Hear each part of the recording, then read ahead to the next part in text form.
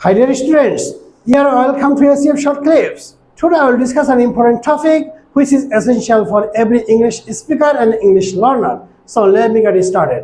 প্রিয় শিক্ষার্থীরা, তোমরা দেখতে পাচ্ছ এখানে would, used to, be used to, get used to নামে চারটি ভার্ব রিলেটেড ওয়ার্ড অথবা ফ্রেজ আছে।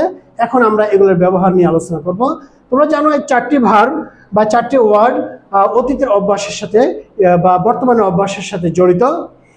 অতীতের যদি কোনো কাজ আমরা নিয়মিত করি বা কোনো কাজের পুনরাবৃত্তি আমরা করি, সেক্ষেত্রে আমরা অবশ্যই উড ব্যবহার করব।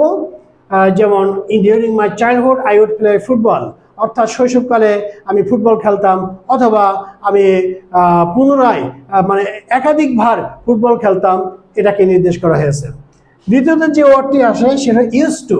ইউজ টুর ক্ষেত্রে ইউজ টুটি ব্যবহৃত হবে নিয়মিত এবং অনিয়মিত উভয় ক্ষেত্রে, পাশাপাশি কাজ এবং অবস্থা উভয় ক্ষেত্রে আমরা ইউজ টু ব্যবহার করব। হ্যাঁ প্রিয় শিক্ষার্থীরা, এখন আমি এক্সাম্পল দিয়ে তোমাদেরকে সুন্দর করে বুঝিয়ে দিব। যেমন আমি বলতে পারি I used to take tea in the first. অতীতে আমি চা পানে অভ্যস্ত ছিলাম, এখন আর অভ্যাস নেই।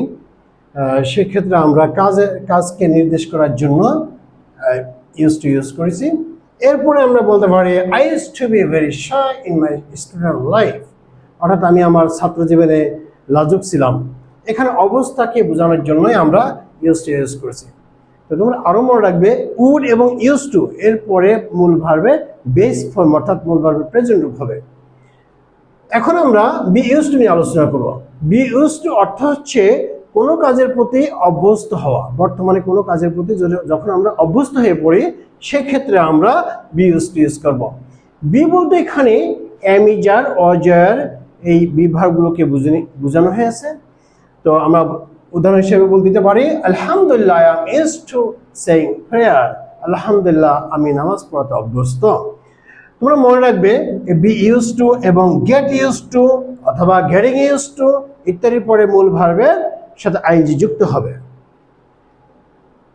লাস্ট যে ওয়ার্ডটি আছে গেট ইউজ টু, ধীরে ধীরে অভ্যস্ত হওয়ার প্রক্রিয়া। অর্থাৎ আমরা যখন কোনো কাজের প্রতি অভ্যস্ত হতে যাচ্ছি বা ভবিষ্যতে অভ্যস্ত হতে যাব অথবা অতীতে অভ্যস্ত হতে যাচ্ছিলাম, এক্ষেত্রে অবশ্যই আমরা গেট ইউজ টু অথবা গেটিং ইউজ টু ইউজ করব। যেমন উদাহরণ হিসেবে বলতে পারি my students are getting use to speaking English, অর্থাৎ আমার শিক্ষার্থীরা ধীরে ধীরে ইংরেজি বলার ক্ষেত্রে অভ্যস্ত হয়ে পড়ছে। তো প্রিয় শিক্ষার্থীরা, আশা করি বুঝতে পেরেছ।